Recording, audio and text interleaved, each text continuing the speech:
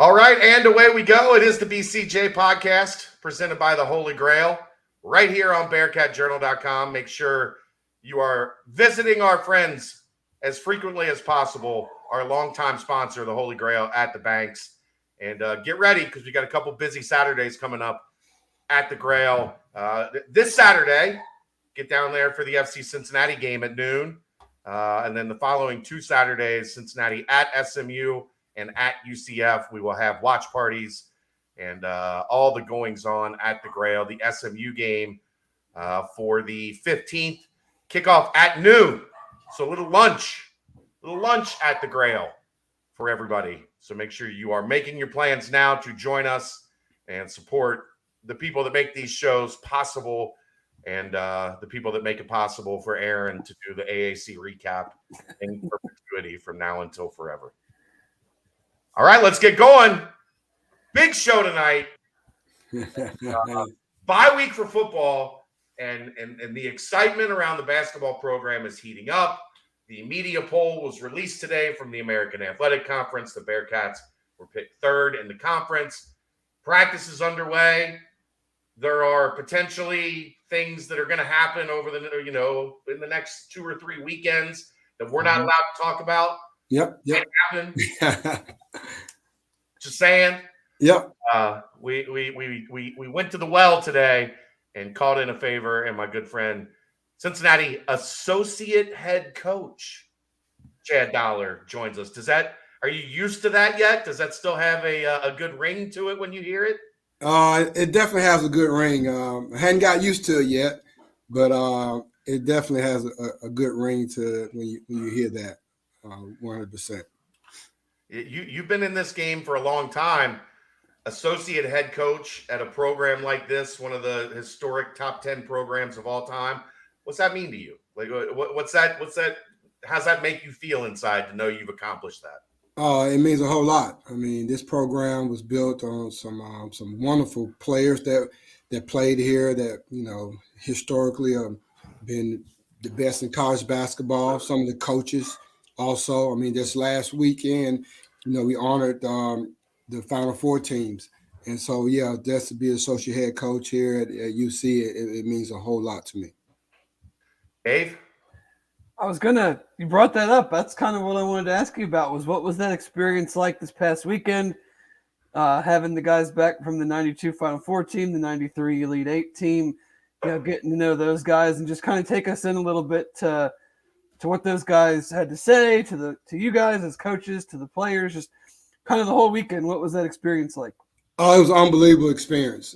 Just being around guys that have accomplished some wonderful things in their career. When you're talking about Final Fours and representing UC the way they did, and it kind of hit me a little bit too, hit me home a little bit because when I was younger, I used to watch Herbert Jones play in high school, and so that just seeing his teammates, seeing the little shirt they had with his picture on it.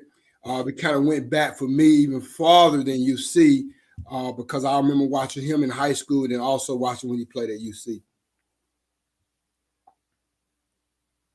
Just the overall vibe this weekend to have Hugs back, and I know Wes and Coach Huggins have kind of started to develop a good relationship. Did it give you an even deeper appreciation for what this place is about and what it means to those guys?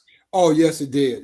Just seeing the bond that they had, the excitement, seeing each other, being there for each other, coming back together.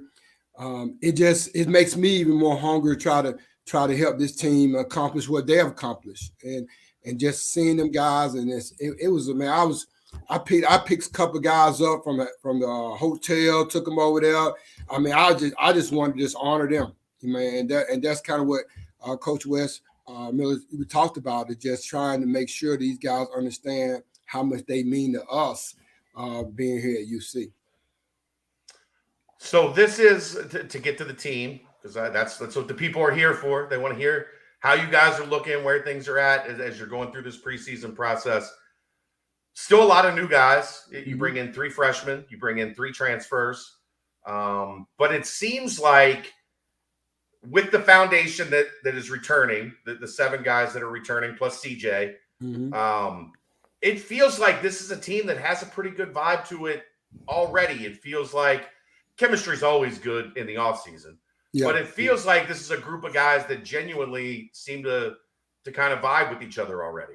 I agree with that. I mean, this past weekend, again, I was literally walking a recruit to the car, and the whole team was coming to the football game. It was literally the whole team. They was together, and so when you see stuff like that off the court, then that's going to carry on the court. The guys are coming together. They're working hard every day. They're taking instruction really well. They pushing each other.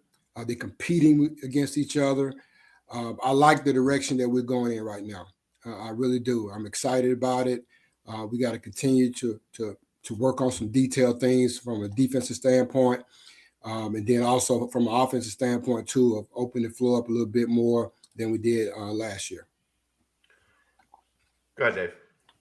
Obviously, we're still early in the preseason practice stage of things, but kind of take us to where you see the biggest changes, biggest evolution in the team, kind of from this point last year to where we are today, and the things that, you know, you're most excited about to see how that keeps growing.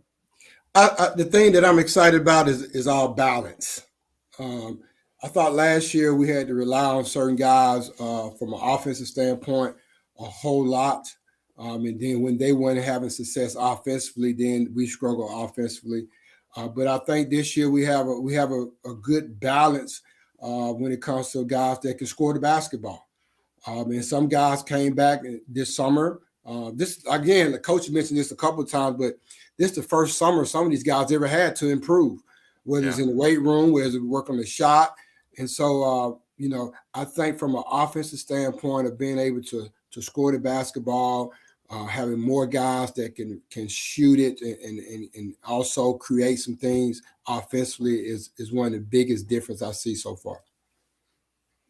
I heard Landers Nolly messing around with David Julius one day before an open gym, and they were picking teams, and you know how guys give each other a hard time. And Dave was like, you know, we're gonna cook you. And Landers is like, all we got to do is shut you down and run somebody at JD, and ain't nobody else here that can score. Like, I already know your scouting report. Yeah. How difficult was that last year when teams really started kind of the blueprint was out on how to take away or at least limit you offensively? How difficult was getting through that and with Landers, obviously, and with some of the growth from the returning guys and the talent of the incoming guys? How much is that going to be different this year because you're not trying to just grind out every single point you can get? Yeah. So last year, you know, starting off the year, you kind of can surprise people a little bit. You know, we have new team, new staff, so you kind of can hit people by surprise a little bit. But as you get into conference, and conference play is the conference play is tough, and people start to scout, and people start to watch your games even more. Then it becomes really, really difficult when you're limited offensively of how you can score. And so as we progress through that, it was tough. But again, this program is at the end of the day is built on our defensive principles and being able to stop guys and being able to rebound. And so that's how we was able to maintain some things through them rough stretches when it offensively. Dave?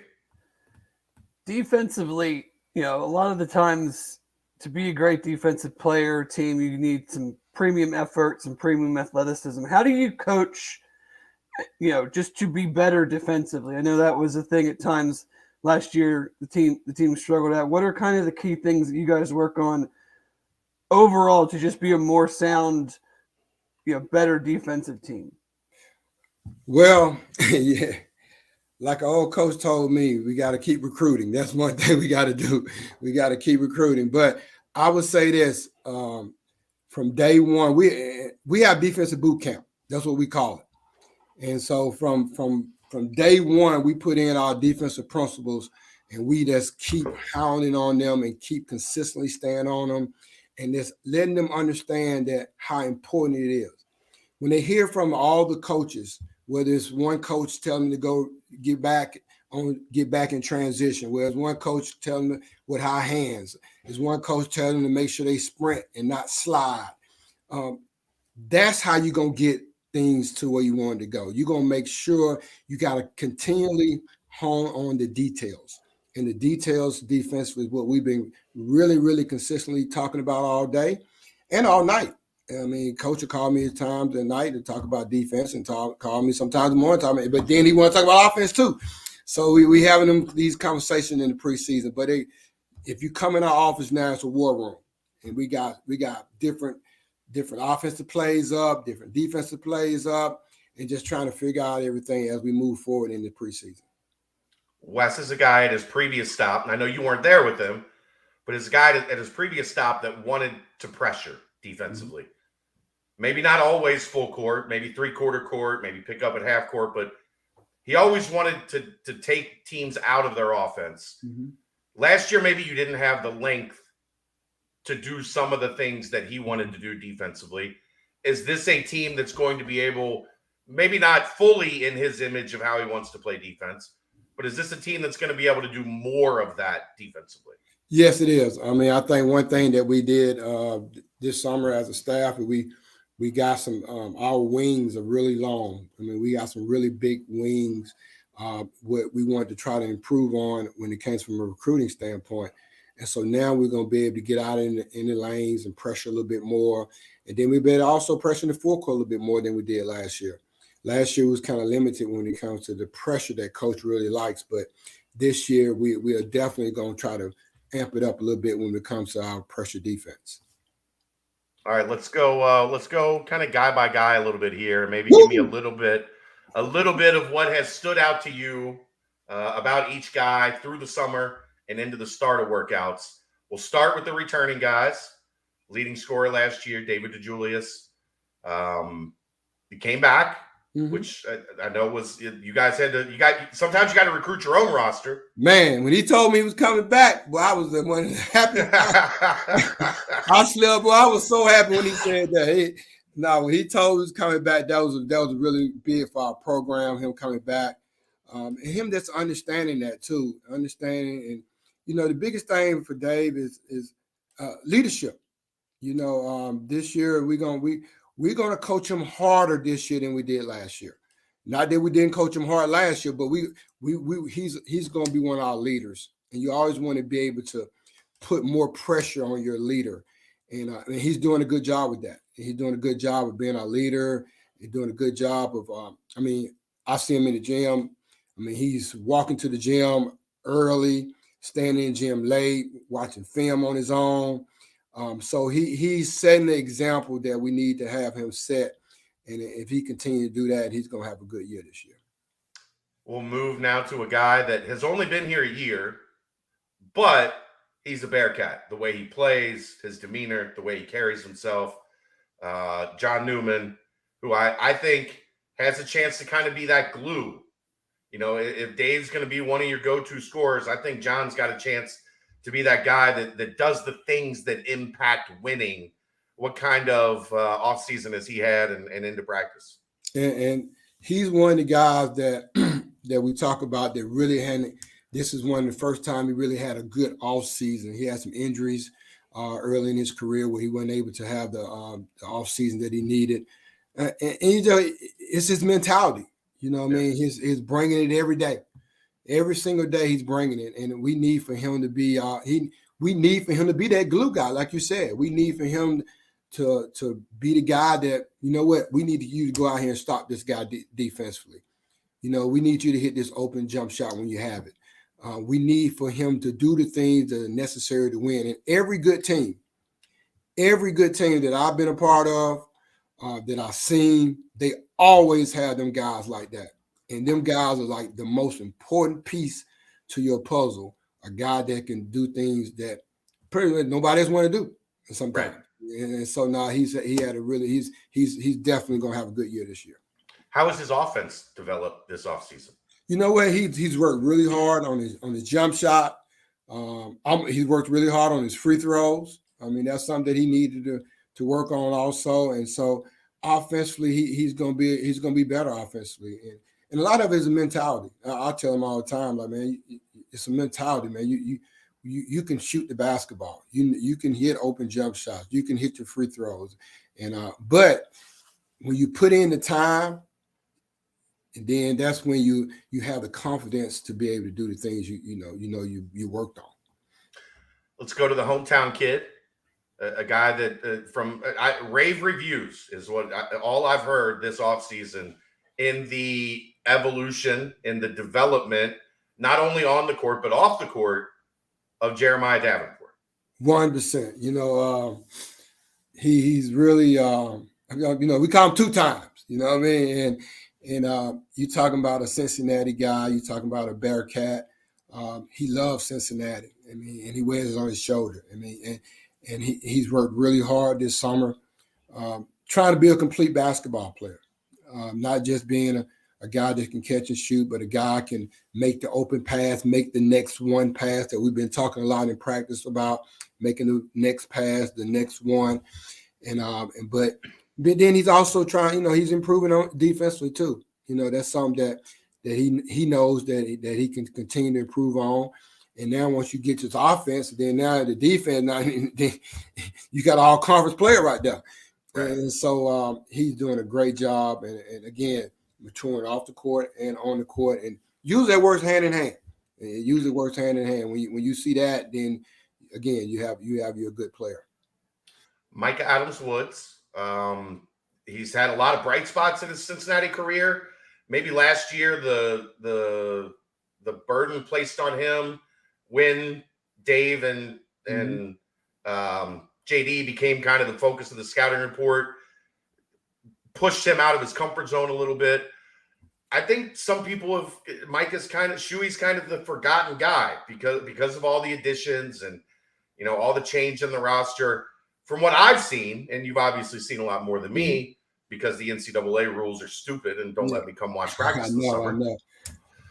But anyhow, I can say it. You can't say it. I can say it. It feels like Shuey has had a really good offseason as well. It feels like he's had the right mindset. He didn't get mad that there was more competition brought in. He said, okay, let's go. This is to make us better and to win. Now I got to step my game up. Exactly. And when you think about experience on our team and you think about the minutes that guys have played, especially the UC guys, I mean, you think about the games he's been a part of, it's right there. He's right there. He's at the top of the list with the experience, the games he's played. And now, again, it's about being a complete basketball player, which he knows. It's kind of when you see one guy in the gym early, then next night, now you got another guy in the gym early, and he's been putting in the time this summer. And the thing I say about Shu is this is what thing that I really, really, I wake up every day thinking about them. He stayed at UC. He could have left. Would have been very easy. He could have left. He stayed, and coach told him we was going to recruit other guys. And he said, okay, I want to be a Bearcat. And so that means something to me. That really means something to me, that a guy that's going, he's going to be in the foxhole with me. Now, every player going to have the ups and downs, and, but that's my job as a coach and our job as a staff when he has them down moments, and just remind him, hey, man, this is what you want. You wanted this. And so he continued to do a good job with his attitude, and he's going to have a good year also. We talk about guys with great attitude. Odi Oguama, always a smile on his face, always a work hard guy, always a guy that I know Mike Rayfelt loves because he gets in the weight room and does his work. What areas has Odi worked on this summer? How can he get better to help this team down low? Odi, we need him to rebound the basketball. We need him to be a force on the boards. We need him to roll. We need him to seal because he's really good at sealing in the post. We need him to demand them boards, man. That's what we really need him. And he understands that. every big man want to shoot and go out and handle it. That's all of them. I don't mind him shooting when he's open. I don't mind it. I don't mind him shooting the 15-footer when he's open. But for us to be successful, we need him to dominate the glass, which I've seen him do. We need his energy, and he's one of the best role finishers in the conference when he's doing it. His thing is he's the one guy that can rebound. And I don't say one guy, but he's a guy that can rebound out of area. Yes. You got a lot of area rebounders. Yeah. Odie's the guy, because of his athleticism and his length, he can really, if he focuses on it and makes it priority one, can be your one guy that you can say, go get it. No doubt, no doubt. I remember when we was recruiting them, and every time we recruit guys, we'll go into the war room, we'll watch a lot of tape on, try to get a better feel for him offensively and defense. And one thing that stuck out to me was him rebounding out his area, his energy. Yeah. And he was all over the glass, and all this, and that's one thing that if he can do that for us this year, that's gonna be really big for our team and for our success. And that's what Coach been telling them guys, hey, it's about what is best for the team. Yeah. And that's one thing we've been preaching on. And again, we want him to really, man, if he can dominate the glass. And again, now he's another guy this summer also been working on his free throws, which, we had a couple guys doing that. I just said John did it, but he's been working on his free throws also. And so hopefully that would definitely carry on into the season also. The other guy that you've got that's kind of that combo forward, big, you use him in some different ways, but also needs to be a guy that helps you a lot on the glass is Jared Hensley. His body looks great. Strangely enough, maybe breaking his hand improved his jump shot because he kind of had to change his mechanics a little bit in the summer. He got a chance to go overseas and play with the Team USA group in Spain, I think it was. Yep. Where's Jared at? Because everybody's so positive about Jared. Yeah, and again, when you have a good team, when you have a good program, you want to see, you want to see and you want to hear your guys in the gym all the time. You want to hear and see them in the weight room all the time. And Jared's a guy like no one's going to outwork Jared. He's going to put the time in. He's going to do everything we ask him to do. And his time is coming. And again, that's another guy that didn't play as much as he wanted to play last year. Came back, stuck it out, which is the big thing in college athletics now. The really big thing, you find guys for everybody to leave. Yeah, you find guys that want to be a part of your program, and he's a guy that stayed here and worked extremely hard. And we looking for big things for Jared. Like he's a versatile guy. I mean, you probably gonna laugh when I say that, but I told Coach one day we was driving recruit. I said, Coach, we play him at the 5. I mean, because he's a guy that I just feel like that. I'm not saying Coach gonna play him at the 5 now. I would just that's how high I was on Jay. I just want him to have so much success. I want him to get his chance on the court and do the things that I feel like he can do to help us win. Real quick, appreciate you, Tonk. Cincinnati's so lucky to have Chad Dollar representing our program. Future is bright. Sending some love from Dallas. As always, we appreciate you, Tonk. I get a little love in the chat for you there, I appreciate that. Thank you. I'll get that $5 to you. Finally, Vic. You talk about a guy that hasn't had an offseason. Yeah. He came over. They found the knee issue when he got here. Last year, he was dealing with some of that again, and then never really got going. Mm-hmm. How's Vic been? We talked about this with Jeremiah also when you talk about off the court, on the court, but people don't realize when he got to Cincinnati, COVID hit, and he had an injury, so he's stuck in his apartment with an injury, so he's not able to come out and meet people and talk to people and mingle in the UC community, and so him off the court he's been so much better off the court, just smiling more now and just happy more. Now he's healthy too, and which is a positive thing. And we're expecting big things from him. He's another guy that can rebound out his area. He's another guy that got a great feel when it comes to scoring around the basket. and his athleticism. Now he's a really, really quick jumper. We're really expecting big things from Vic. We know he's healthy now, and he's taking care of his body. And again, had an off season with our great strength and conditioning coach that strengthened his body up and the muscles around his knees and things of that nature, which is so important. And so we're looking for him to have a big, big year this year. Sneaky, one of my favorite parts about him, hands. Yeah. Quick hands. For a guy that big, he gets a lot of steals, just good anticipation. No, you're right. That's a good point. And he just, I mean, I love him to death, man. He people don't know this, and I'm gonna tell you, he can really draw. He's an artist, man. He sits in it. He has some beautiful art that I seen the other day, and but no, Vic is really gonna be a good player for us this year, and again, he's healthy right now, which is very, very important for our team and for him also. Let's get to the newcomers. I think people, for some reason, I can't understand it, but you've got a guy on your team that 2 years ago was first team All-American Athletic Conference. And last year, for whatever reason, given the situation in Memphis, for whatever reason, he didn't back up that year with another great year. I don't think much of that was his fault, but that's a conversation for a different day. Yep. I think like people are kind of treating Landers Nolly as like an afterthought.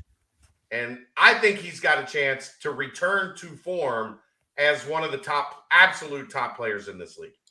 And he definitely does. I tell him all the time because I've been knowing him for a long, long time. I've been knowing the family and been knowing him for a long time. And he got to get that chip back on his shoulder. And that's what he always had, that chip on his shoulder. And he got to get that chip and let that chip stay on his shoulder the whole time. And if he does that, he's going to have a great, great year for us. And the thing that I've been most surprised about is man, I mean, I knew he can shoot the basketball, which people knew he can score, but he's really a good passer also. I mean, sometimes too unselfish at sometimes, and that's been a surprise the way he can pass the basketball, and coach is going to push him to get his, continue to work on his defense and get his, because he has the ability to play defense, but just being in a new scheme and things of that nature. But no, he's going to have a really, really good year for us, and I'm excited to have him. He's been great to be around, and again, that's part of a good team too, man. Just I come into practice, I see them, they smiling, even when they don't want to practice. Sometimes they still smiling, but just being around these guys, and he's one of the guys that's just been a joy to be around, and I'm looking for him to have a really big year this also. I had some fun with him about it. I have to ask you, we haven't talked to him. Were you in Spartanburg that weekend that he lost his mind for Team Loaded? It was unbelievable. Top three. I got something better for you. Okay. I was in Maui when he went crazy. Oh, yeah, at Virginia Tech. And so he better duplicate that. That's what I'm telling you. I don't want to hear nothing else. And we got to get the wins. That's the most important thing. We got to get that the wins. But no, I was definitely in Spartanburg when he did that. I was there. I definitely was there. I was calling Larry Davis after every game, going, LD. I know you guys are plugged in with Team Loaded. I barely know who this kid is. We're on day 4, and he hasn't missed a shot. He's made everything in the gym. Yeah. It was unbelievable. It was a lot of one of the more fun, because usually that lasts a day or two. Yeah. He was hot for 5 days, sizzling. Yeah. And there were a lot of pissed off mid-major coaches at that event too. No, you're right. Because that was kind of like his come out party that tournament. Yeah. He said it changed his life. By Sunday, he had 50 Power 5 offers. Let's go to Rob Finnessy. Has played. You talk about a guy that's played a ton and has played a ton at a high level. Yeah. What does Rob bring to this team? What have you seen from him so far? The thing again, as a staff, when we was recruiting Rob, that's his toughness. His toughness, his experience, someone that gonna command the team, when it comes to getting our team in the right spots offensively and defensively, and just like you say, he's got game experience, big game experience, and that's something that can really help our program and help us this year, being able to someone that you can rely on. You know what I mean? And as a head coach, Coach Miller, he the point guard or guard, that now they call it guard forward, but whatever you want to call it now, he got to be an extension of coach. And his defensive mindset is something that coach like. And that's the same thing with when it comes to with Shuey. Shuey's work is really good on defensively also. So Rob is really it's going to be a really good addition to us, and I like his work ethic. I'm usually doing what we call vitamins with him, and he's always down there and ready to go. And I tell you this, the other day doing the vitamins, I said, "Hey man, what you want to do? I mean, you've been doing this thing a long. I said, you've been playing a long time. I said, well, tell me what you want to work on right now." And sometimes I like to hear guys' feedback when I do that sometimes. But no, he's going to be really good for us also. And it feels like him and Shuey have done a great job battling. Oh, it's been great. And that's a good program. That's a good team. When you got guys, competing with each other, whether it's Dave and Shuey or Rob and Shuey or Shuey and whoever, they are working together. And whether it's Landers, you want to compete. When you step between the lines, you want to go at each other. You want to compete. Then when you get off, and then after that, we family. But when we between the lines, and when we have the black team, the white team, you want to compete to make your guy, your brother, better, and vice versa. So no, that's been really good so far in during the preseason. Third transfer, and not in terms of importance, but just the third one that we're getting to. Yeah. Kalu Ezekpe can play some 4, can play some 5. Really good mid-range game. He's taller than he looks. Does that make sense? Yeah, definitely. When you see him, he looks maybe a little undersized. But then when you get next to him and you see him standing with the other guys, you're like, no, this guy's 6'8". Right? He's right in that range. No, he's again, he's one of the kids. I also saw him in high school. And then I kind of lost touch with him when he went to ODU, Old Dominion, this few years. But another coach in that league, when we got him, they said, "Coach, I'm telling you, with guy I respect, I work with the guy. He's gonna be good for you." And he's really he's more athletic than people think, and that's because of his wide shoulders and his body. Kind of, you was talking about that. But he can really get off the floor pretty good. Great mid-range. He's a guy that can be, he's going to be able to handle the ball a little bit out there. And so now you get a big guy that might be guarding him, and we can open the floor up and let him kind of, start our offense maybe, or do some what we call zoom action with him. And but now he's going to be really good. And I tell you this, he really taking coaching, which is important. I mean, because coach is on him. And I always say this: if the coach not talking to you, that's a problem, right? That's a big problem. And coach is pushing him because he knows how important he is for our team, and he know how good he can be. And so now I'm thrilled that he's here.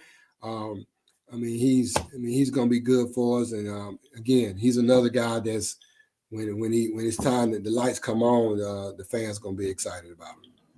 First freshman to commit, I think maybe surprised some people with his work when he got here, the work he had done coming into Cincinnati, because he looks like a different kid. When the pictures of you guys went up, like when you first started classes, and they put a picture of the team up working out, I didn't recognize Sage. Mm-hmm. It looked like a different human. He has worked hard. He's got some skill to him. I think maybe it's not this year. We don't know that yet. Mm-hmm. But when he gets a chance, when it's his time, I think this is a kid that's got a chance at the 5 to be skilled, long, pretty athletic, can shoot, can rebound, block shots. Like, I'm excited about Sage. No, the thing about him that is hard sometimes to measure when you're recruiting a kid as a staff is just his toughness. It's been some times in practice he's taking charges, and that's big. That's the big sticky chest in there, and take some charges. And Coach Roberts worked with him all the time because he works with the bigs a lot, and he's taking coaching. I've been impressed. I've been impressed with his toughness. I've been impressed with his attitude, and I'm expecting big things. And I tell people this story all the time that I've been around 2 programs. When I was at LSU, this kid named Tyrus Thomas, they redshirted him. He ended up in the NBA. And then I was at Georgia, and Nick Claxton, he didn't average double figures at all. Double figures in there. He never had a double figure game in the SEC, and then he ended up in the NBA after time. Big guys take a little time. And I'm not saying that he's not going to contribute this year because we might need him this year. We don't know. Right. We don't know what's going to happen. Right. But when you got a 7-footer that's willing to work and got some tough time, and he's going to listen to the coaching, then he's going to have a chance. He's going to have a chance to be successful. And I'm excited to have him and his family here at UC. Have you had the food truck? I love the food truck. Oh, it's so good. The food truck. I gotta tell you the story. So the food truck is got some rice, the fried rice. They got they have white rice, and then they also have some fried rice, depending on what you fried rice with the pork, the little the kind of bacon style pork. Yeah, the fried rice we use the fried rice when it's time to get people to what they say. You can't say it, but right? But that fried rice is good. Heck yeah. The family's great too. They so excited, and I mean it's just been a pleasure to be around them and seeing them. He started his business. That's people have a vision, and sometimes and it's always exciting to see people's vision come to reality. Josh Reed, ultimate Atlanta guy. This is a young man that I interviewed him for the first time. And about 2 minutes into the interview, I went, 16-year-old that's smarter than me. How about that? Not that that's difficult, but this is a kid that when you talk to him, different level in terms of what you normally expect from a 17-year-old. He's well put together. He's smart. And that, to me, from what I've seen, that shows on the basketball court. He's cerebral. He plays with great IQ. I'm a big Josh Reed guy. My bold prediction on Josh Reed, he will leave Cincinnati as a 1,000-point scorer. He's amazing. I'll tell you that, because even recruiting him, you have to watch him to really appreciate his game and what he does. And because he's usually going to be in the right spots, he's usually going to make the right pass, he's usually going to take the right shot. And ultimately, when you start adding that up, that sounds like a good basketball player.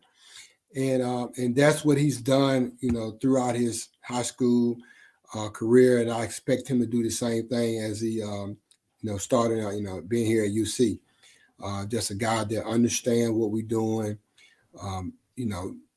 always listening and trying to find that edge from a mental standpoint that sometimes guys don't take advantage of. And but he's one that does that. Now he's really surprised me a little bit about his athleticism and moving and sneaky. Being able to guard the basketball. So again, so we gonna push him. You know what I mean? And again, he's come from good program. This program he went to, he got Pace Academy. A great coach. And he found a great foundation, and his AAU coach also. I want to give both of them guys credit because his AAU coach also coached another kid on our team, and so they got he really put a good foundation of teaching and learning and not just throwing the basketball up, but really putting a good foundation for them guys to be successful in college. I got to ask, were you there when they took him on the tour of the geology department? And describe the people in the geology department's reaction when a basketball player came in. I would tell you this. I was definitely there. Now I didn't know what I saw these rocks and stuff. I was like, what? I didn't know nothing. I was like, I didn't need a basketball, you know. I didn't know nothing. But that's not what I meant by throw me the rock. I would tell you this. This is what I learned through his recruiting process. Is UC is a really good academic school also. Oh yeah. You know, sometimes when it comes to our program, people try to knock us from an academic standpoint. But with him, he visited Boston College, he visited Northwestern, them good academic schools. Oh, and he was serious about academics. And he was serious about academics. It wasn't lip service. Hey, so I'll tell you. So during that process, I had to learn more about our academic side because we had a kid in his family that wanted to know more about that. I'm not saying that some other kids that didn't want to know that. For them, it was at the top of the board. Like it was a priority. Exactly. It was definitely a priority to him. And so I really learned a lot more about, his academics and things he needs to, know when it comes to the academic stuff. Yeah. And finally, Daniel Skillings, he's added 15, 20 pounds since he got here. This kid has a chance if he puts in the work, and I have no reason to believe that he won't from everything I've learned about Dan. He's got a chance to be a first-team all-conference type guy down the road. His future is very bright. All right, so I'll tell you this. Again, recruiting, you do your best to try to get to know kids, know the families. He is an unbelievable kid. Yeah. Unbelievable kid. I just texted him a picture that he was sitting. I texted him a picture. I had a little clown picture. I was messing with him. I just texted to him a couple of hours ago. But that's the thing that's going. Again, you always have separators when you're talking about guys being a good basketball player and being successful, and being a good person and being a good kid. That's part of it.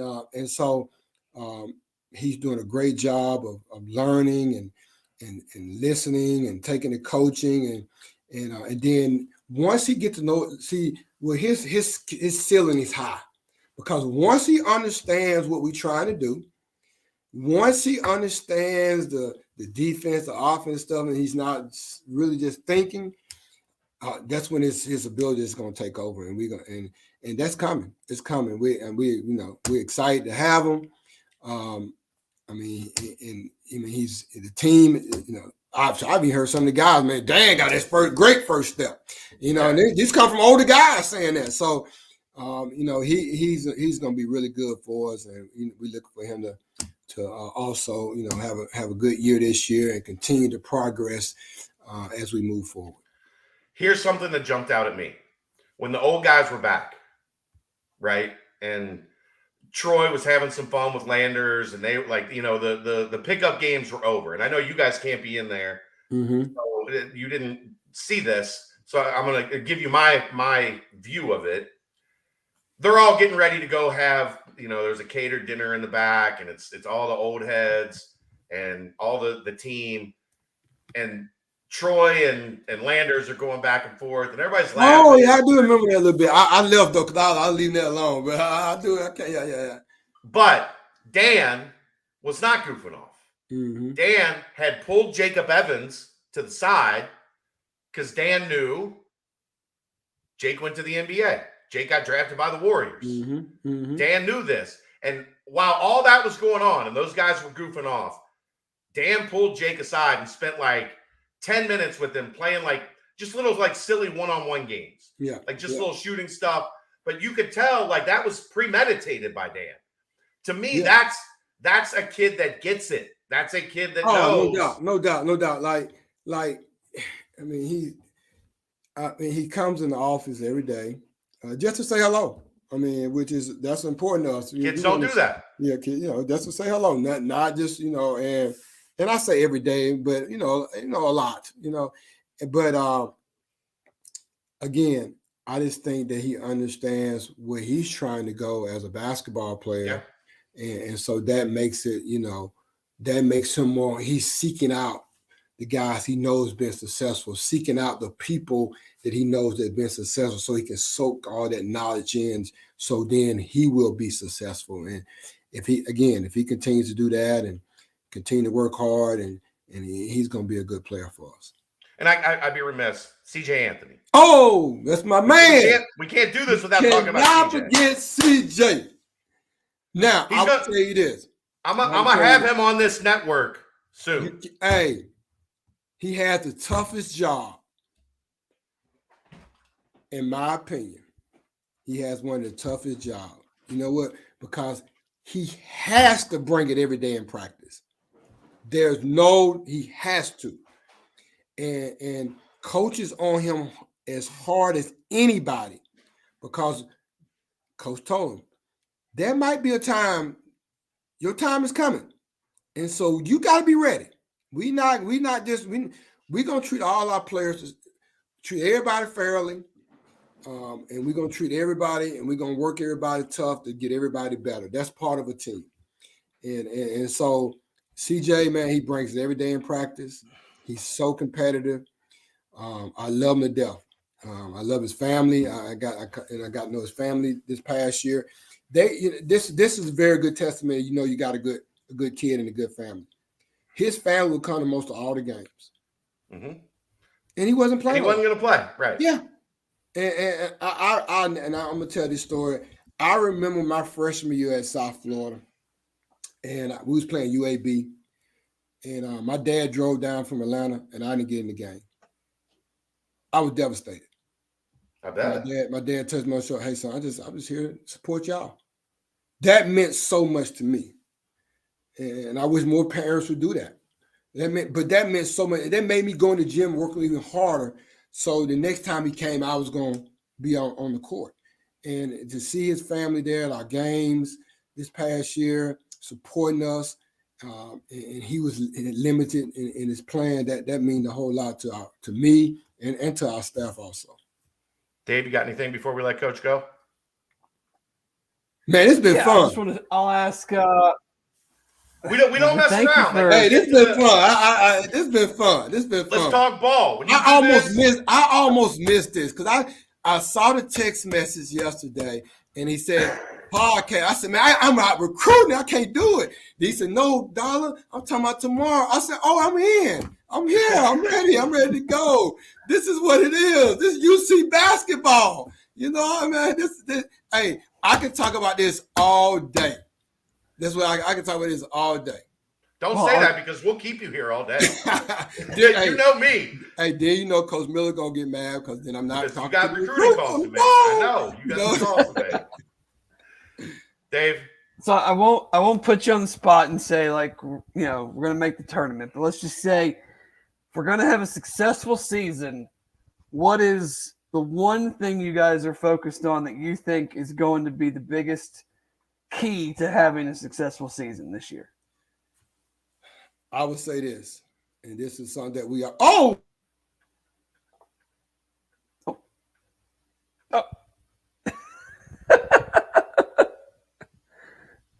just bounced.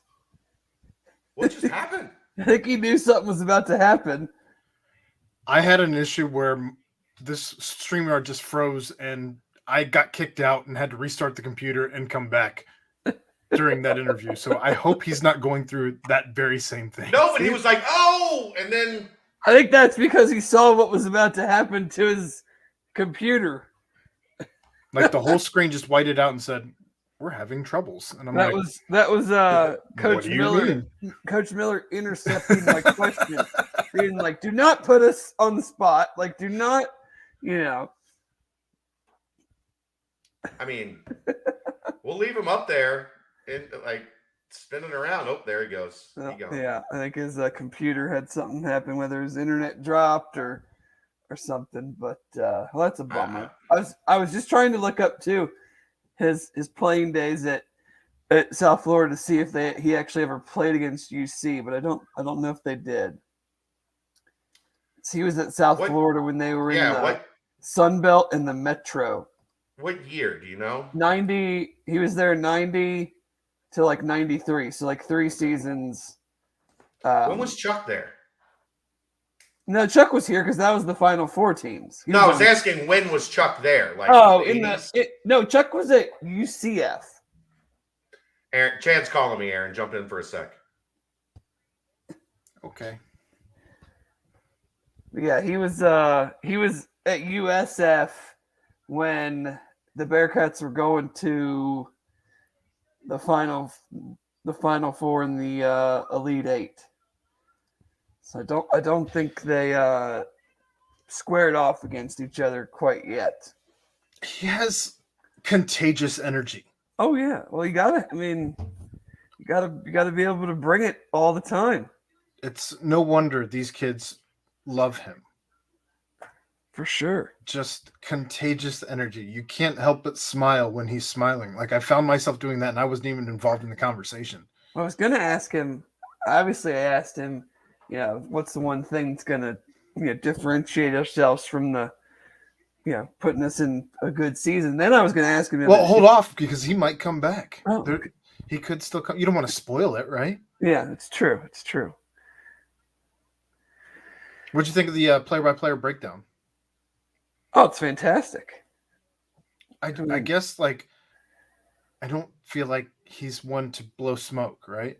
Like he's not just trying to hype you up just for the sake of hyping up the fans. No, He said he's sorry. He said he just it died. He just went out. Like I guess what Aaron, the problem. He said the answer would have been day to day, putting pennies in the jar. Dave, it's a big Coach Wes Miller thing. I know. Putting pennies in the jar every day. I guess you can tell us what your question would have been then. I was gonna say, do you like Skyline as much as Chris Lepore does? Nobody likes Skyline. Does as much as anybody? Chris Lepore does. I don't Chris think so. Lepore and Dante Corleone. I don't know. John Newman likes it an awful lot. Like, Yeah, there's a lot of the new guys that are pretty dedicated about it. as soon as he came in, he was like, "This is my jam," and now he's like, "When I leave, it's the first thing I have to have when I get back." And he became, I think, the first representative from the basketball team For Skyline. on an NIL deal for Skyline. Yeah. Nice. Oh, Rayvon's angling. Oh, He is. I saw that. I saw that picture. Tom Man, said, speaking of Wes- Rayvon, he has Wes- Rayvon has a wonderful birthday. "Is it yours?" It is. Me. Tom said, "Coach Miller unplugged the power cord before Coach Dollar could give away any info." Yeah, me, Rayvon, and Mal Glenn. Oh, I got a Mal Glenn answer.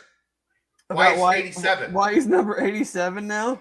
Yeah, and so he doesn't have to report for his position on field goal. Oh, okay. So where he's at on field goal, if he had the offensive line number, he would have to report.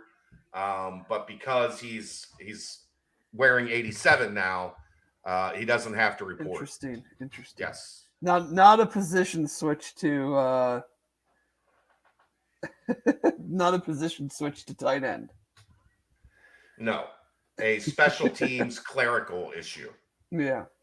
But look, if you wanted UC basketball information, that's 50 minutes. And he said he was going to give us 30, and I felt bad for holding him on that extra 20. But we were rolling. Dave didn't talk for like half an hour. I'm sorry. He only had 30 minutes worth of battery on the computer. It was great. No, I get a bye week too. Yeah, you got a little bit of a bye week here. It's perfect. But look, I know everybody is clamoring for as much basketball content as we can get. Kelly's coming home tonight, so I'm hoping I can get to practice tomorrow, hopefully, to get my eyes on some things. Hopefully be at practice tomorrow with next week's guest on this here podcast as we go basketball again to open the show. But this time I'll let Dave talk. Hey, you're more than welcome to steer that ship. Well, we were just running through the roster. Like Right. I don't think it made a lot of difference on who was asking the since I questions. haven't seen any of these guys do anything in Right. 12 Well, months. It's not exactly like you watched last year anyway. That's a fair point. I mean, I was a casual observer at times. It's funny because it's true. Yeah, because I would be like, Dave, we have to do a podcast. And Dave's like, I'm not interested in watching this team. Like, you'll figure it out. It's your job. This is your company. You'll figure it out. Okay. Yes. The problem was Berg also was like, I'm not Checked watching all this. the way out. Yeah. Oh, well. No, I will be So- much more pot committed this season. Has our preseason content started to get you a little bit more excited about basketball season, Dave? Or is it just the recruiting that's like sucking everybody back in? I think it's the recruiting. I think we're, got to see some. I think it's hard. Tangible results. Yeah, just get to playing, and the recruiting is obviously wonderful, and hopefully keeps progressing. But you're kind of at that point now where it's like, yeah, you're excited for the season because it does feel like it's a lot closer, but you're just like, okay, let's just get there. Like, let's just play some games, get an idea of what guys are, who's improved, the new guys, and just kind of get things going from that standpoint. It also feels better knowing this is a team that's not. We knew last year this was a team that was going to have serious limitations on the offensive end. It feels like with this group, while I don't think they're going to be like, Loyola Marymount from the 90s. I do think there are a lot more answers to the questions when you talk about this team on offense in 2022-23. For sure. I just think overall the team, the possibilities are just a lot higher. Yeah. You had to really stretch and do a whole lot of if this happens and if this happens and if this happens, then we might be able to have a pretty successful season. I don't think you have to strain too hard to be like, yeah, I think this team can be.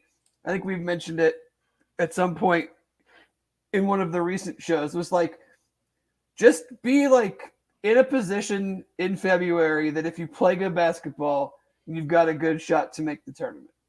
Right. Like, I don't think that's a unrealistic expectation. I don't think I'm not gonna sit here and go like, we need to be a lock come Valentine's Day or something. No, I don't see that. But like, put yourself in position that if you do the things you need to do, in February and in the conference tournament, that you feel good about it. Right. And I think this team is positioned to do that. I mean, I again, when we went through this last year, right before the season, we all thought 18, 19 win team, somewhere in that range. That's exactly where they ended up. I think this year is 22, 23, maybe more. And, especially the schedule's not exactly a gauntlet. I agree, UCF superfan. It's a foundational year heading into the Big 12. I don't see another abysmal year. I don't. And I don't think last year was abysmal. The end was abysmal. I think there was a lot of promise all the way up until, about the second week in February. And then offensively, they just didn't have the – and as Coach Dollar said, and I talk about this all the time, once you put stuff on tape anymore, there's so much technology. And Aaron and I talked about this the other night. There's so much technology that everything you do is dissected like to the millionth degree.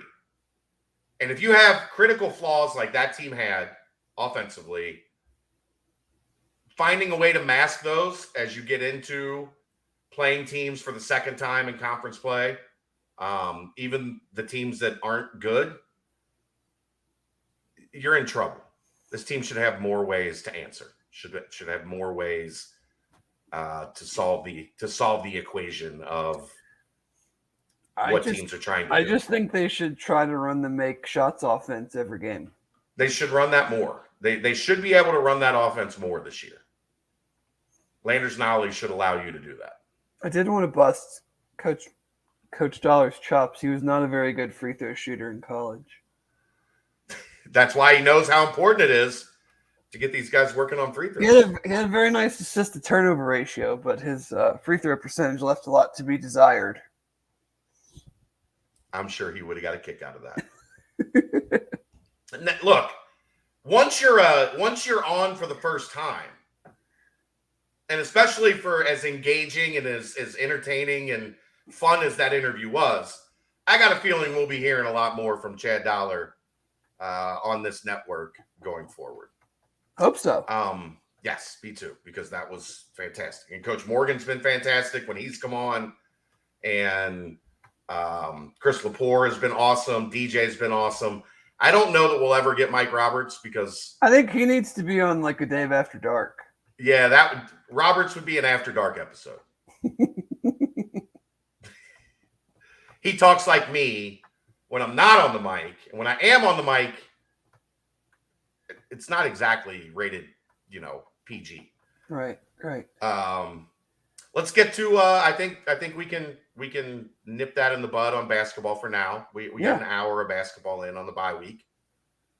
I'm happy with that. I think that's outstanding, and we're going to get some more basketball next week as Tobes jumps in and joins us next week. He couldn't make it to practice before the show. He's going to practice tomorrow, so next week he will have practice in his repertoire and be able to talk with us about it, what he's seen and what he thinks. Football, Dave. Anything left over from South Florida? I mean, I think we were in about the same boat. Look, they didn't play great. They did not play There's good. a lot to clean up. Yeah. I do think South Florida played according to their game plan and what they wanted to do. They played really well. Is it on UC for not taking some of that stuff away? Sure. Absolutely. But you get a win. You keep things moving. You don't have a bad loss on your schedule. And especially you're losing when Evan Prater enters the game and you exit with a win. That's important, I think, for the long-term health of the program. Yeah. I mean, I don't really have much else to say. You're going to have, you're going to have your games where you just don't play your best. The other team has good game plan regardless of talent. I mean, UC should have beat them by more. I don't think that's not really up for debate. Like, but I'm not gonna, my just personality isn't gonna be like, like pitchforks and fire and everything. Like fire and brimstone. I just don't look at it that way. But I mean, there are things they need to clean up, and because you're gonna have this 2-game stretch here that defines the season. The next 2 games define the season. You're not going to be able to play like that. Right. You can't just be like, oh, it was another weird game, blah, blah, blah. Like if your goal, and we know what their goal is to win the conference championship. And, you win these 2 games and you have a massive, massive leg up on hopefully making that happen. You lose one, you lose both. I mean, both, you probably no chance. One, maybe still have a chance, but you gotta get things going in certain areas. I looked at some numbers comparatively speaking from this year to last year, and obviously last year you're talking 14 games, you're talking Notre Dame, Alabama, conference championship, so it's not apples to apples.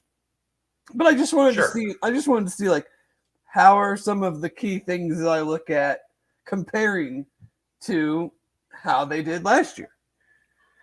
And maybe surprisingly, maybe not surprisingly, a lot of the numbers are like practically identical. The biggest number that jumped out to me, the biggest variation. Yeah. Opponent third down percentage. Brutal. They are bad on third down. Bad. 44.3% they're allowing on third down through 6 games. Last year, they allowed 34%. Yeah. So you have a 10% difference in third down, allowing third downs. I mean, that's just a huge number as far as like, 1, getting the other team off the field, but 2, giving your offense more opportunities because scoring offense is up, passing yards per attempt is up, quarterback rating is up, completion percentage is up, third down conversion offensively is Down. basically the same. Okay. It's 38.7 last year. It was 39.5. The last 2 games are down. Yes. Yards per carry is down 0.4 yards. So, I mean, not even a half a yard difference. Yeah. Again, we're talking about playing Alabama factoring into this. So it is not it's not a perfect situation, but it was just interesting to look at those things. Like statistically is eerily similar to a season ago. Yeah. So they're averaging about a penalty and a half more a game, and then the third down defensive numbers. I mean, everything from like a defensive sack, tackles for loss, yards per play is better this year. Opponent completion percentage is better. Yards per attempt was better. Allowed was a slightly better, 0.3 yards better last year. So, I mean, they're right on pace with a lot of the same things last year's team did. Again, opponents obviously factor into that. 14 games versus 6. Those numbers can change drastically over the next 2 weeks. But I just wanted to see like if there were any others besides the third down number that were like a big variance, and there really isn't. If there's one area that this team needs to do self-scouting over this bye week, it's third down for me. Like, I think that's just the one thing, because it hasn't been they've been bad in third and short, or they've been bad in third and medium, or they've been bad in third and long. The defense has been bad in basically third and everything. Third and everything. I mean, yeah, it's third down defense, and I think it's first down offense. I think that's fair. I think I would absolutely agree with you there. Everybody always first down offense is putting them in bad third down offense. Exactly. A lot of people will talk about, third down, they're not converting on. Well, if every third down is third and 7, third and 6 or more, then yeah, that's hard to convert. Right. You're basically more times than not taking one aspect of your offense out of the equation. Right. So I think it's how do we, the middle game, I feel like is something that they can self-scout. Like the running game has been productive the last 2 weeks.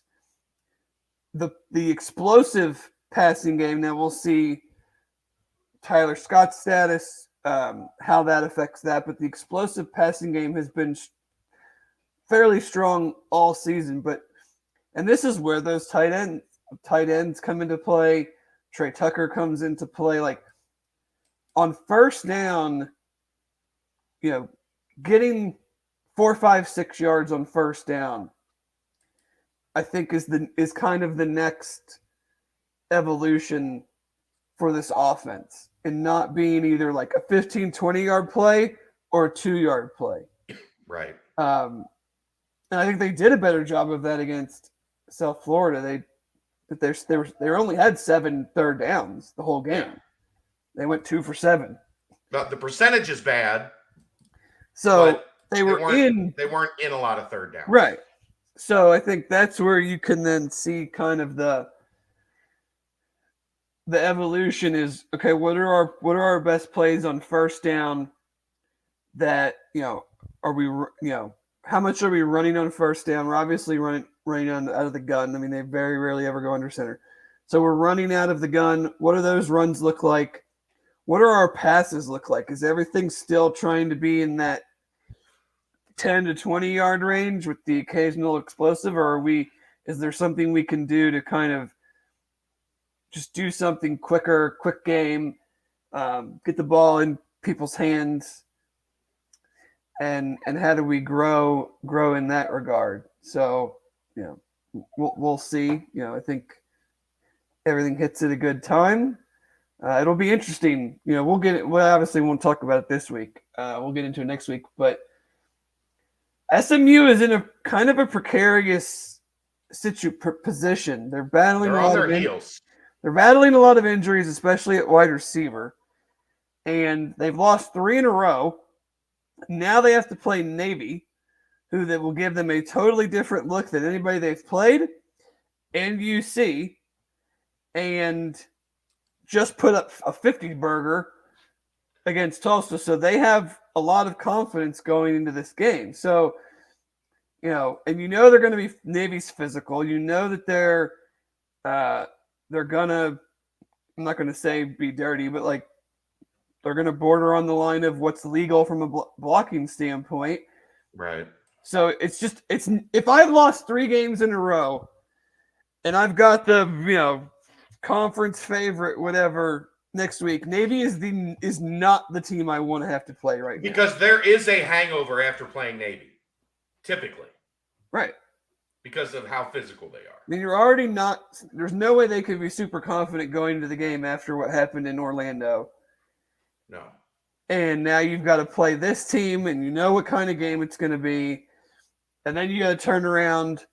I think they play Friday night, so they do get an extra day. But, I mean, then you got to turn around, and now you got to play a team that is going to play another very, very – because UCF did. I mean, their defense has been very, very good this year. You're going to end up playing three really physical games in a row. Would you agree with me that UCF has probably been the best defense in the conference so far? Yeah, I don't have a real issue saying that. I mean, they've played some better offenses than UC as well. Right. That's kind of where I was coming from, and nobody scored over 20 on them. I mean, they have in some, it's close now. I mean, I know in some of the stuff that I look at, they're ahead of UC. Yeah. Like, I think they're one spot ahead of UC in Sagarin. They are slightly ahead of UC in FEI. So, I mean, they're playing well. I was impressed with their defense against SMU, and their past defense has been really good. So, and if UC doesn't do a lot better job against a running quarterback, it doesn't matter. It won't matter if John Rice Plumlee can't complete passes, because they'll just run for 300 yards and control the game. Right. No, we're setting up for maybe the most interesting stretch in conference play that UC has had in this conference. Yeah. I mean, I'm still not I'm not real worried about SMU. Their defense. For me, it's just on the road. Like UC has not been at their best on the road. No, I thought they played well enough at Tulsa. I thought. I mean, it was still a 10-point. It was a 1-score game in the fourth quarter. It's like late in the third quarter, whatever it was. But if you're playing a high-powered attack like SMU, they hit one throw on you, and all of a sudden, like I'm not saying they were bad on the road against Tulsa, but they haven't been at their best on the road. That does create pause. Well, most teams aren't, though. So right, of course, you're better at home than you are on the road. Obviously, that's why they call it home field advantage, because there's an advantage. Let's go. I hate grades. I think grades are dumb, but we are at the halfway point. But let's do them anyway. No, I'm not going to do grades. We're at the halfway point. We're at the bye. I think that's great. Get your bye right in the middle of the season. I got the hiccups for some reason. Let's go each segment of pass offense, pass defense, run offense, run defense, and special teams. Okay. In terms of where you thought this team would be as we hit the bye. Pass offense. I will give the pass offense a B+. I think I'm not asking for grades. Just you just told me. You just said we were doing grades. No, I said I don't like grades. Okay. I don't like grades. Is it, in your perspective, where you thought it would be, better or worse? I think it's a little bit better. I was not expecting the explosives to be. I mean, I guess I don't know. They've just hit on a lot of explosives, and that's been Tyler Scott's been amazing. More of a focal point. Yeah, I mean, Tyler Scott's had a great start to the year. It's been more of a focal point down the field passing game than we've seen in the previous couple seasons. I would say that I think they need to do a better job in pass protection. Some of that has been on Ben. He does hold the ball a little too long at times, trying to have things open up for him. So they do need. He's not afraid to get hit. No, but they're average. That can be a bad thing. Yeah, they're about Throw it 2.5 sacks a game right now. It could be a little bit better. And then just, it seems like there's, one or two throws every game, whether it's an interception or an almost interception. So just being a little bit more judicious with the ball. But, I mean, he's completing, almost 70% of his passes. The mechanics of the offense from the passing standpoint are flowing well. You don't see a lot of, just total miss throws or wrong route this way and the ball goes over here, not a lot of miscommunication. So I would say it's a little better than I would have expected coming in, but still has some room to grow on some things that they can figure out. I'm going to make an analogy here, and maybe this will make things better or worse for people. Better or worse, depending on how they take this. With an hour of basketball talk tonight, when you have a big play pass offense, intermediate and deep, you don't throw short a ton. You're pushing the ball downfield. It's a lot like having a team that shoots a lot of three-pointers. Because when you get hot, you're hotter than shit. And when you're cold, it drops off a cliff. There's not teams that just shoot 42% consistently, right? They shoot 50% or 35%, right? Or you get really hot, you have one of those games, you go, 10 for 17 from three. And Ben has had times where he's gone 10 of 17 from three because he's just and racking up 300 yards and a half like he did against Arkansas or whatever it was.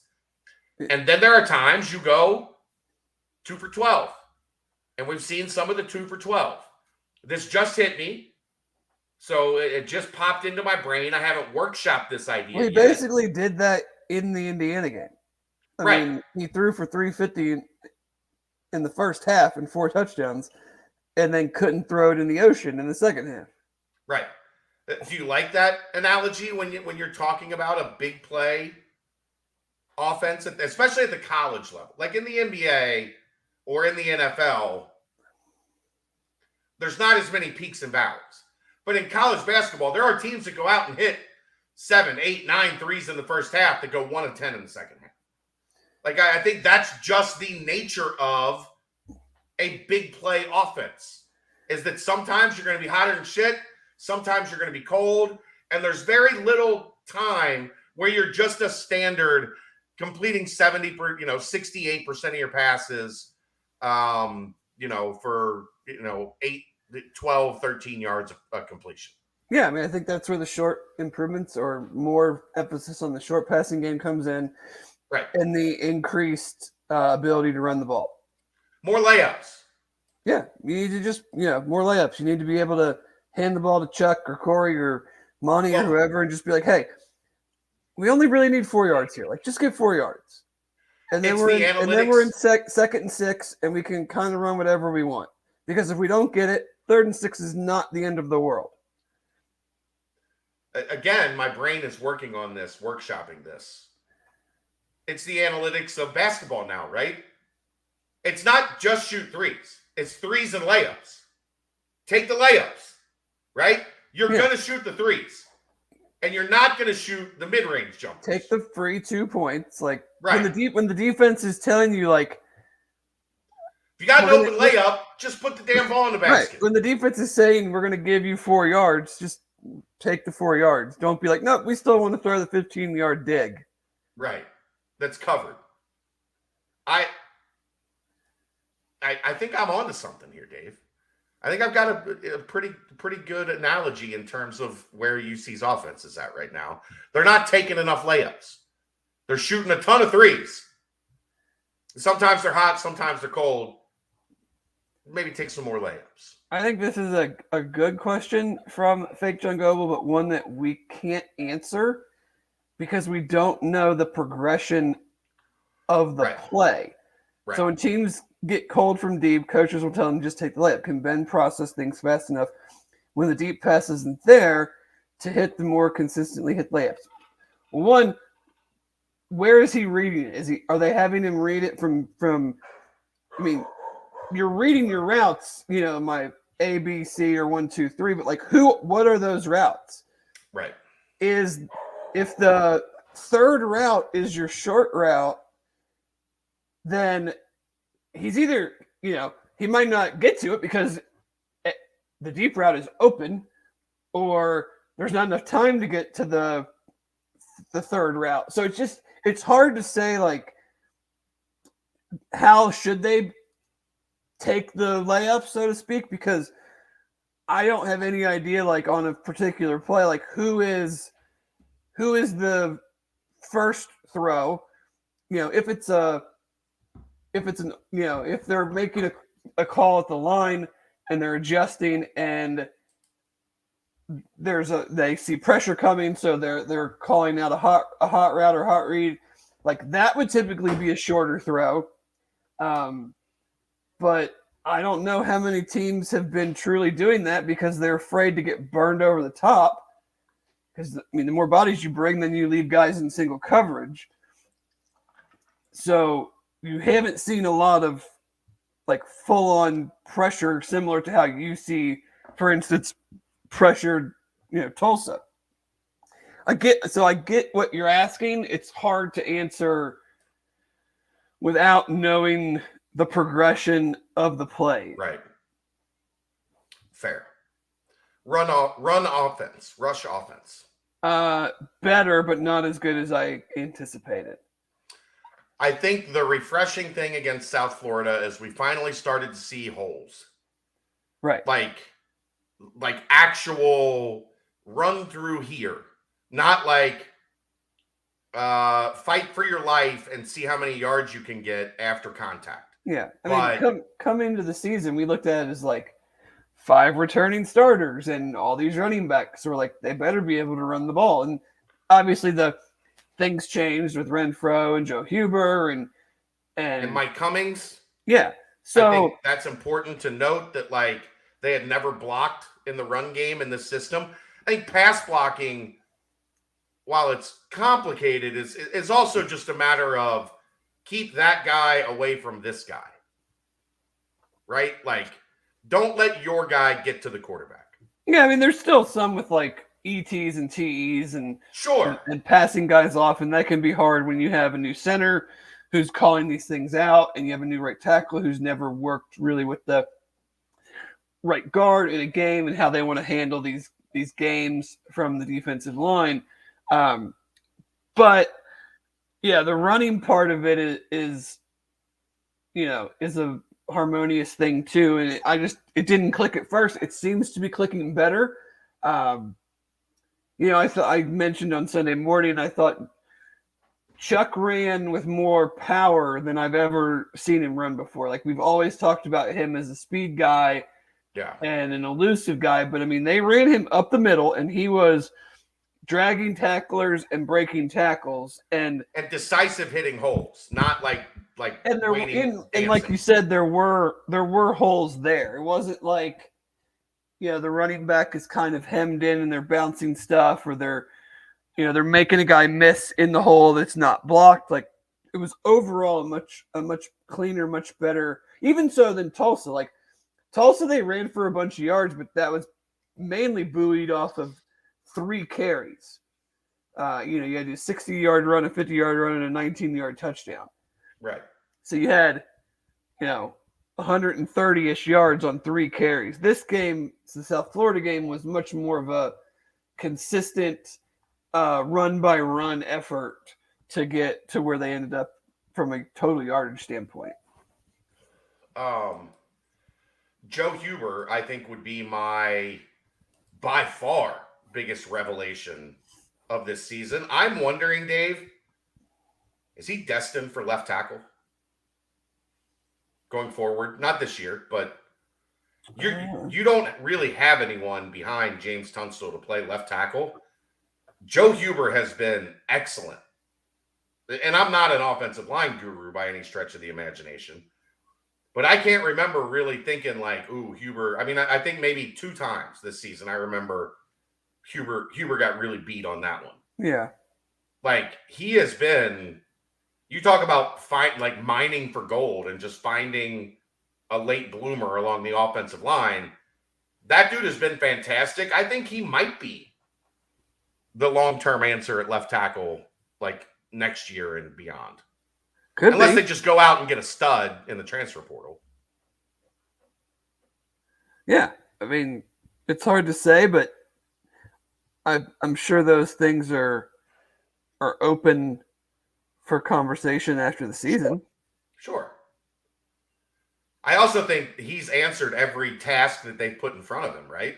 Oh yeah. I mean, there's it's very hard to think that through 6 games, that's the type of production you would get, from a walk-on that nobody knew his name going into spring football. Right. When I dropped his name, Joe Huber is running with the ones. Everybody was like, I've never heard that name. Is he Wilson Huber's brother? Is he related to Kevin? No, he's not. Run defense, Dave. This is a controversial one because the numbers are great, but they've had slip-ups. Predominantly with running quarterbacks. The numbers are helped from the sack yardage. Sure, but that count, that's the way they do things in college. So yeah, right. Yeah, I'm just saying from like a strictly like yards per carry. Sure. It's if you're just talking about running backs yards per carry or non-sack yards per carry, it's obviously not going to be anywhere near as good as it is. I think it's been fine. Is that a thing I can say? Like, yeah, I think that's fair. I don't even against South Florida. Like, you had a couple misses that you'd like to clean up, but after the first quarter, like Brian Battie basically did nothing. You had issues with the run against Tulsa the last 2 years. They didn't do anything on the ground. Arkansas did some stuff, whether it was KJ Jefferson or their running backs. And again, UCF, same type of dudes. So, you're going to have to work on that for them. But, I mean, I don't think it's been bad. It hasn't been great. Like, I'm kind of just in the middle on that one. Okay. I mean, I do think having the presence this year at defensive tackle at nose to be more run oriented has been a big help. And I think Ivan Pace, obviously, just creating havoc has been, an unexpected more of a help as well. Pass defense. This is an interesting one. The numbers are very good. Also, aided by the pressure and the sacks, not necessarily in the yards per catch and those type of things, because those, the sacks go against the rushing game like we talked about. But I think the pass defense has been better than I expected, maybe more than any other area, because they haven't been, quote unquote, exposed really to this point. For me, the pass rush is better, way better than I expected, and would be the most. That's also part of pass defense. Right. But I'm just saying, if I'm breaking it up, D-line, DBs, stuff like that. Sure. I get what you're saying. No, I think it has been better because than I expected, just because, like, we've talked about this so many times, but like teams are throwing to all sides of the field now. You really haven't seen. I'm sure there's been a couple here and there, but like you haven't seen any plays like Tyler Scott against Coverage Tulsa. breaks, right? I think the one issue that I've had is for some reason they've been like bad on 3rd and long. I think it's zone. So it's like when they don't get home with pressure on 3rd and long, they're allowing like just too many completions on that, which it just doesn't make sense. Like even if you were only rushing 3 and you're dropping 8, you shouldn't be giving up 3rd and 17. And guys are generally dropping 8 guys. And guys are generally open on those 3rd downs, which makes me wonder, like, are they being as aggressive on 3rd as they are in coverage? Are they being as aggressive on 3rd as they are on 1st and 2nd? It's not like dudes are making ridiculous catches and you're just like, oh my God, I can't believe this. I mean, like, Tulsa could, 2 or 3 3rd and longs.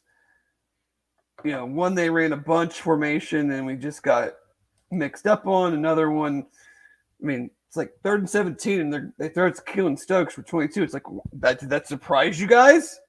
Yeah. So, you know, I would say as a whole, it's been pretty good. You know, like we said, no coverage busts, blown assignments, guys just running all over the place. But I think in specific instances, it can be a lot better. Yeah. I think they need to get their hands on some more footballs.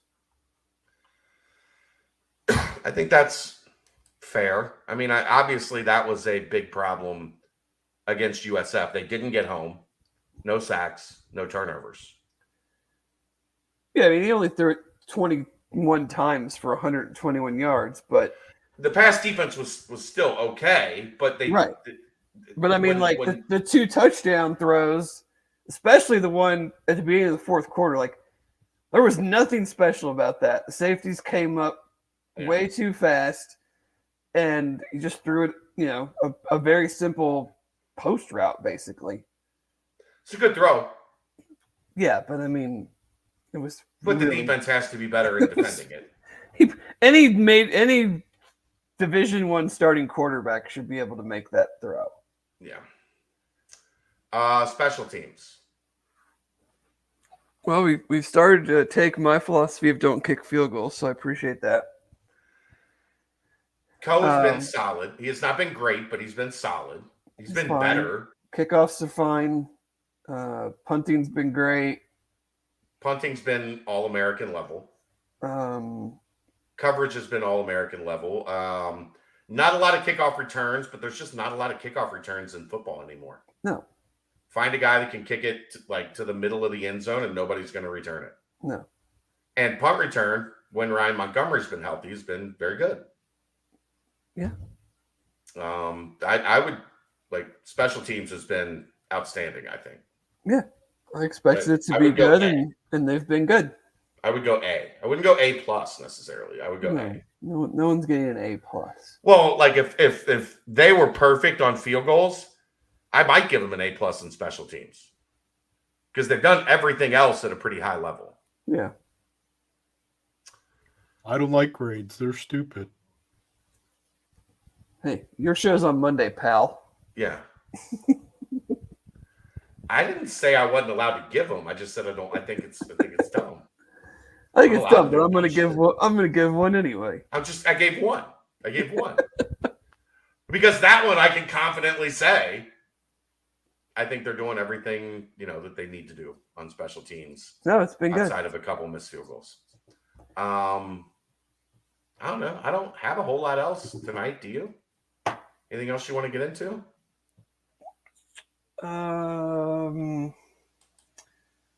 The commissioner for the ACC said they're working very hard on expanding the playoff for 2024. So that's fun. Yeah, I mean... Then he also said that he wants to expand the basketball tournament, which makes me want to punch a wall. I mean, look,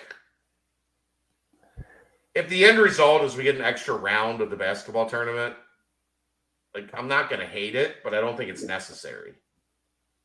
If that makes sense. Like, just think of, like, there does, I mean, I get it. Like, you have 300 and something teams now in Division One. I mean, that's a different conversation. Like, that teams in some of these leagues, especially for basketball, are competing against Duke and Kentucky and UC, Kansas, whoever you want to put in that group. Like, that doesn't seem to make a whole lot of sense to me. Here's where this is coming from. What they want to do is they want to expand the tournament and then kick out the automatic bids. Which I hate. I hate it too. I hate that idea. Like, but that's the Power Five controlling the autonomous five, right? Controlling the situation because, okay, we'll give you this where you can now, maybe you can be a 2-bid league. Maybe now you, in a great year, you could be a 3-bid league because there's 96 teams in the tournament and you can get 3 teams in. Or we just. But you're also telling 10 conferences you're not getting anybody yet. Right. Like, you think the winner of the MEAC is getting in? Right. Like, come on. You're telling the 15 and 16 seeds, we're done with you. Yeah. Aaron's alma mater. No more NCAA tournament. Not that he cares. Right state, wrong school. They've been good, and they the Horizon League has been a good league, and they have beaten good teams to get to go to the tournament. Like, if you're going to do that, if you're going to get rid of the automatic bid, then you should just get rid of the conference tournaments, and everybody that wins their regular season just automatically goes then.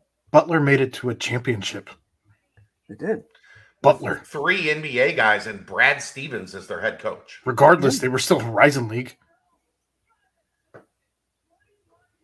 Yeah. They should have I won. don't know. I just don't like. I don't like the idea of expanding that because who gets in now? You like 7 and 6 and whatever the number of games comes. Well, yeah, we're already at 68. The Big Ten are 7 and 10 in their conference. The Big Ten team that goes 7 and 10 is going to make 8 and 7 and 11 is going to make it now. Like, I don't need to see them play any more games. They had 18 chances in conference to beat other good teams, and they couldn't 7 do it. of those chances. I don't need to see any more of that. Right. Byproduct of joining a super conference. Yeah. That's what it comes down to, Aaron. That's where you're exactly right. And maybe we do this as a nightcap just to expand on things, but that's what it comes down to is the commissioners of these leagues are looking at, a 16-team league and thinking, we have to get it. We have to get at least half of our teams in. Yeah, we're going to get 8 in. Well, we want 10. We want 11. So we only have 5 or 6 teams that miss the tournament. And it's going to be at the expense of the little guy. Mm-hmm. But UC's going to the Big 12. That's a really hard conference to win. So I'd like to see them have a chance in the year that they went 7-11, have a chance to get the tournament. Like, we've switched seats, Dave. We've upgraded our season tickets. That's right. We're in the front of the airplane now. I don't care about whether you peons in the back get a snack and a drink. Like, I want my champagne. Right. I want to be left alone. I want my bourbon on the rocks, and everybody else just shut the hell up in the back of the plane. That's right. Close the partition. I don't want to know we got our own bathroom. We've got our own bar cart. Those guys back there, not my concern. We want our 42-inch seat pitch. Good one, Lambig. All right. I think we're good. I think that was a nice little midseason roundup, an excellent conversation with associate head coach Chad Dollar. That if you want to know how practice is going, now you know. Chad Dollar gave you the dirt on everybody on the team. I think that's mission accomplished for tonight, Dave. Yeah. I have to warn everybody about the Sunday show. Warning. As it's starting to feel like 98 over here. Uh-oh. And if the boys pull one off on Saturday, I might be in rough shape Sunday morning. Is that a night game? No, it's 3:30, but we have a late reservation at the new Jeff Ruby's downtown. Uh-huh. After it. Okay. So you're taking me out for my birthday? No, not at all. I'm going out for my birthday. Going out for my birthday. But yeah, so if the Vols get the win, could be a fun night and could be a rough Sunday morning. That's fair. That's fair. Have you seen? I mean, it's a bye week. It's not like. Have you seen how much tickets are going for this game? Dave, no, I haven't. Just to get in the building, $350. I mean, it's Tennessee, Alabama. What Tennessee's in the top 10, right? Yeah, there's 6, I think. Yeah, I mean, yeah. Are you? I'm surprised you're not going to be down there like sailgating. Oh no, I have friends that have tickets, but they're not giving them up. Yeah, no extras. I have a buddy that he's got his on the market for like $2,000 over to make 2,000 on each one. And if he sells them, he's like, I'll just figure out another way to get in. Like, if you make $4,000, what's paying $500 then to go to buy another ticket to go to the game? Right. But yeah, it's gonna be crazy. So we'll see if Bryce Young plays. We'll see if the Vols can end quite the streak. They I believe they're 0 for the last 15. And only 2 of those have been decided by like less than 2 touchdowns. It hasn't been a close series. Especially not since Nick Saban has been there.